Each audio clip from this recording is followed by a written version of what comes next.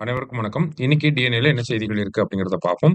பள்ளி கல்வியில் சிறந்து விளங்கும் சண்டிகர், பஞ்சாப், டில்லி அப்படின்னு சொல்லி குடுத்திருக்காங்க. பள்ளி கல்விய பொறுத்தவரைக்கும் பார்த்தீங்கன்னா, மத்திய பள்ளி கல்வித்துறை கல்வி அமைச்சகம் வந்து பெர்ஃபார்மன்ஸ் கிரேடிங் இண்டெக்ஸ் அப்படிங்கிற ஒரு குறியீட வெளியிடுறாங்க. செயல்திறன் தரக் குறியீடு அப்படின்னு சொல்லி பிஜிஐ அப்படிங்கிற ஒரு இண்டெக்ஸ வெளியிடுறாங்க. அதன்படி நமக்கு பள்ளி கல்வி எப்படி இருக்கு அப்படின்னு சொல்லி ஒவ்வொரு மாநிலத்திலயும் ஆய்வு செய்றாங்க. சரியா? ஸோ இந்த வருஷத்துக்கான ஆய்வு முடிவுகள், அதாவது 2023, 24ஆம் ஆண்டுக்கான முடிவுகள் வந்து வெளியாயிருக்கு. இதுல வந்து பார்த்தீங்கன்னா, சண்டிகர், பஞ்சாப், தில்லி, குஜராத், ஒடிசா இவங்க தான் சிறந்த மாநிலமாக இருக்காங்க. பள்ளி கல்வி அப்படிங்கிறத பார்த்தோம்னா. இப்ப முதல் 5 இடத்துல இருக்கக்கூடிய மாநிலங்கள். ஓகேவா? சண்டிகர், பஞ்சாப், டில்லி, குஜராத் மற்றும் Odisha. Both states and union territories compare பண்ணி தான் சொல்லியிருக்காங்க. தமிழகத்த பொறுத்தவரைக்கும் பார்த்தீங்கன்னா, தமிழகம் 16வது இடத்துல இருக்கு. ஸோ இந்த ஒரு குறியீடு அப்படிங்கிறது எத பேஸ் பண்ணி எந்த குறியீடுகள பேஸ் பண்ணி வருது அப்படின்னு பார்த்தீங்கன்னா, பயனுள்ள வகுப்பறை செயல்பாடுகள், உள்கட்டமைப்பு வசதிகள், மாணவர் உரிமைகள், பள்ளி மற்றும் குழந்தை பாதுகாப்பு, எண்ம கற்றல், நிர்வாக செயல்முறை அப்படிங்கிற இந்த 6 பிரிவுகளுக்கு கீழ தான் இந்த இண்டெக்ஸ வந்து வெளியிடுறாங்க. சரியா? தமிழகத்த பொறுத்தவரைக்கும் பார்த்தீங்கன்னா, அ 563 புள்ளிகள். மொத்தம் 1000க்கு கால்குலேட் பண்ணுவாங்க. 1000க்கு தமிழ்நாடு போன வருஷம் பார்த்தீங்கன்னா, 563 எடுத்திருந்தாங்க. இந்த வருஷம் 559 தான் எடுத்திருக்காங்க. சரியா? தமிழ்நாடு 16த் ரேங்க். ஃபர்ஸ்ட் யார்னா சண்டிகர். இந்த பெர்ஃபார்மன்ஸ் கிரேடிங் இண்டெக்ஸ் எதோட ரிலேட் ஆயி வருது அப்படிங்கிறத ஒரு டைம் எக்ஸாம்ல கேட்டிருக்காங்க. சரியா? அடுத்தது, குறைந்த எடையுடன் பிறக்கும் குழந்தைகள். அதாவது இந்தியாவுல ஒரு ஆவரேஜ் வெயிட் எவ்வளோ அப்படின்னு பார்த்தீங்கன்னா, பிறக்கக்கூடிய குழந்தைக்கு 2.5 கிலோ. சரிங்களா? இந்த எடைக்கு குறைவாக பிறக்கக்கூடிய குழந்தைகள நம்ம குறைந்த எடையுடன் பிறக்கக்கூடிய குழந்தைகள் அப்படின்னு சொல்லி சொல்றோம்.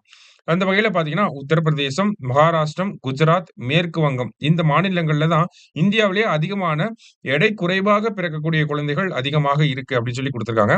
இந்திய அளவுல கிட்டத்தட்ட 47% இந்த 4 மாநிலத்தில இருந்தே வந்துருது அப்படிங்கிறத சொல்லியிருக்காங்க. ஓகேங்களா? அதுல ஃபர்ஸ்ட் யாருன்னா உத்தரப்பிரதேஷ், மகாராஷ்டிரா, அப்புறம் குஜராத், அப்புறம் தான் மேற்கு வங்கம். சரிங்களா? இத சொல்லியிருக்காங்க. என்ன ஒரு காரணம் அப்படிங்கிறதையும் நமக்கு குடுத்திருக்காங்க. சரிங்களா? 1993லிருந்து 2020 வரைக்கும் பார்த்தீங்கன்னா, நம்மளுடைய அந்த எடை குறைவாக பிறக்கக்கூடிய குழந்தைகளின் சதவீதம் அப்படிங்கிறது 26%லிருந்து 18%ஆ குறைந்திருக்கு. ஓகேங்களா? இருந்தாலும் பார்த்தீங்கன்னா, அதிகமா எங்க இருக்காங்க அப்படிங்கிறத நமக்கு முன்னாடி குடுத்திருக்காங்க. சரிங்களா? இதனுடைய சதவீத அடிப்படைய நம்ம பார்த்திருக்கோம்.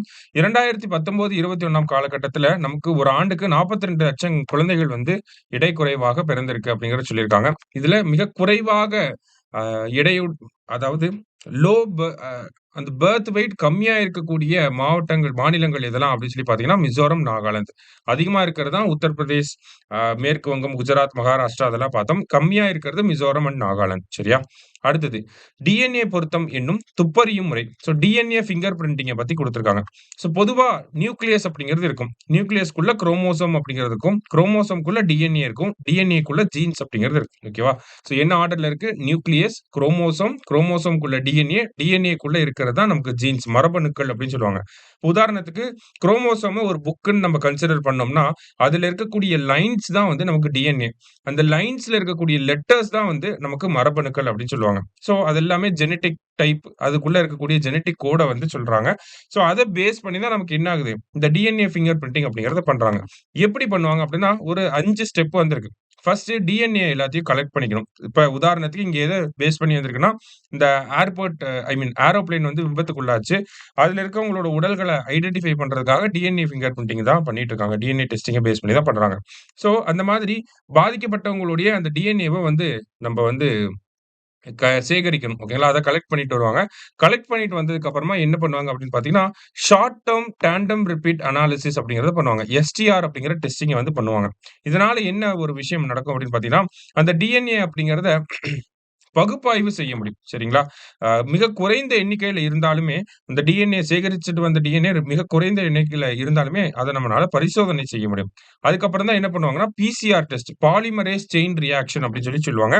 இந்த பாலிமரேஸ் செயின் ரியாக்ஷன் என்ன பண்ணும்னா, இந்த குறைந்த அளவுல இருக்கக்கூடிய, குறைந்த எண்ணிக்கையில இருக்கக்கூடிய டிஎன்ஏவ நெறையா அதிகப்படுத்தி காட்டும். ஓகேங்களா? லட்சக்கணக்குல டிஎன்ஏக்கள அதே மாதிரியான ஓகேங்களா? ஒரு ஜெராக்ஸ் காப்பி எடுக்கிற மாரி தான் பிசிஆர் அப்படிங்கிறது நெறைய நகல்கள நமக்கு எடுத்துக் குடுக்கும். ஓகேங்களா?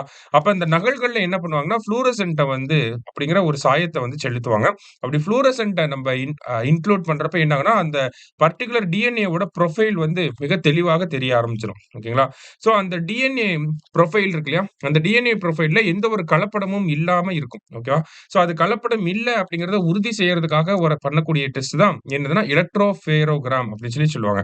இந்த எலக்ட்ரோஃபேரோகிராம் அப்படிங்கிறத பண்ணி முடிச்சதுக்கு அப்புறமா நமக்கு ஒரு ஒரிஜினல் டிஎன்ஏ அப்படிங்கிறது நம்ம கையில கிடைச்சிடும். இந்த டிஎன்ஏவ என்ன பண்ணுவாங்கன்னா, நமக்கு மேட்ச் பண்ணுவாங்க. டிஎன்ஏ மேட்சிங் வந்து பண்ணுவாங்க. டிஎன்ஏ மேட்சிங் பண்றப்ப நமக்கு தெரிஞ்சிரும். நம்ம கையில இருக்கக்கூடிய டிஎன்ஏவும் நம்ப மேட்சிங் பண்றதுக்காக எடுத்துட்டு வந்த எக்ஸாம்பிள்க்காக எடுத்துட்டு வந்த அந்த டிஎன்ஏவும் மேட்ச் ஆயிருச்சு அப்படின்னா, இந்த நபர் தான் இவங்க அப்படிங்கிறத நம்மளால கண்டுபிடிச்சிட முடியும். ஸோ அப்ப டிஎன்ஏ மேட்ச் பண்றதுக்காக அந்த இறந்தவங்களுடைய டிஎன்ஏ அப்படிங்கிறது நமக்கு தேவைப்படுது. அது எப்படி எடுக்கலாம் அப்படின்னா, அவங்க பயன்படுத்திய பொருட்கள், அவங்களுடைய முடி, இல்ல நெகம் இந்த மாதிரியான விஷயங்கள்ல இருந்து இந்த சுவத்துல இன்கேஸ் எச்சி துப்பியிருந்தாங்க, இல்ல நெகம் வெட்டியிருக்காங்க அப்படின்னா, அந்த மாரியான விஷயங்கள கலெக்ட் பண்ணிட்டு வந்து நமக்கு சயன்டிஸ்ட் கிட்ட குடுப்பாங்க. அவங்க அதிலிருந்து டிஎன்ஏவ இதே ப்ராசஸ பண்ணி ஒரு டிஎன்ஏ ப்ரொஃபைல வந்து ரெடி பண்ணுவாங்க. இப்ப இது 2 டிஎன்ஏ ப்ரொஃபைலயும் நம்ம சேர்த்து வச்சு பார்த்தோம் அப்படின்னா, நமக்கு அவங்க தான் அப்படிங்கிறது கன்ஃபார்ம் ஆயிரும். இன் கேஸ் சாம்பிள் டிஎன்ஏ எதுவுமே இல்ல அப்படிங்கிறப்ப என்ன பண்ணுவாங்கன்னா, அவங்களோட கணவர், இல்ல அப்பா, அம்மா, குழந்தைகள் அவங்க கிட்ட இருந்து ரத்த மாதிரிகள எடுத்து, அதிலிருந்து டிஎன்ஏவ ஐடென்டிஃபை பண்ணி, அதன் மூலியமா மேட்ச் பண்ணி நமக்கு கண்டுபிடிப்பாங்க. சரியா? இதான் டிஎன்ஏ ஃபிங்கர் பிரிண்டிங் அப்படிங்கிறது. அடுத்ததா பார்த்தீங்க அப்படின்னா, அ பால புரஸ்கார் விருது, யுவ புரஸ்கார் விருது அப்படிங்கிறது வழங்கப்பட்டிருக்கு. பால புரஸ்கார் விருது யாருக்கு வழங்கப்பட்டிருக்கு அப்படின்னு பார்த்தீங்கன்னா, முதல்ல இது 2யும் யார் வழங்குறாங்கன்னா, சாகித்ய அகாடமி நிறுவனம் தான் வழங்குறாங்க. 24 மொழிகளுக்கு வந்து இந்த பால புரஸ்கார், யுவ புரஸ்கார் அப்படிங்கிற விருதுகள் வழங்கப்படுது. இதுல யுவ புரஸ்கார் விருது மட்டும் பார்த்தீங்கன்னா, அந்த எழுத்தாளருக்கு 35 வயசுக்கு உட்பட்டு இருக்கணும். அப்பதான் அவங்களுக்கு வந்து குடுப்பாங்க. சரியா? தமிழ் மொழிக்காக யாருக்கெல்லாம் விருது வழங்கப்பட்டிருக்கு அப்படின்னா, பால புரஸ்கார் விருது "ஒற்றை சிறகு ஓவியா" அப்படிங்கிற இந்த புத்தகத்துக்காக விஷ்ணுபுரம் சரவணன் அவர்களுக்கு வழங்கப்பட்டிருக்கு. ஓகேங்களா? விஷ்ணுபுரம் சரவணன் அவர்களுக்கு பால சாகித்ய புரஸ்கார் அப்படிங்கிற விருது "ஒற்றை சிறகு ஓவியா" அப்படிங்கிற இந்த புத்தகத்துக்காக வழங்கப்பட்டிருக்கு. சரியா? அடுத்தது ஆ பால சாகித்ய புரஸ்கார் அப்படிங்கிறது யாருக்கு வழங்கப்பட்டிருக்கு அப்படின்னு பார்த்தீங்கன்னா, "கூத்தொன்று கூடிற்று" அப்படிங்கிற இந்த புத்தகத்துக்காக, இந்த சிறுகதை தொகுப்பிற்காக லக்ஷ்மிஹர் அப்படிங்கிற அவருக்கு வழங்கப்பட்டிருக்கு. சரியா? பால சாகித்ய புரஸ்கார் அப்படின்னா, ஒற்றை சிறகு ஓவியா யாருக்கு? விஷ்ணுபுரம் சரவணன் அவர்களுக்கு வழங்கப்பட்டிருக்கு.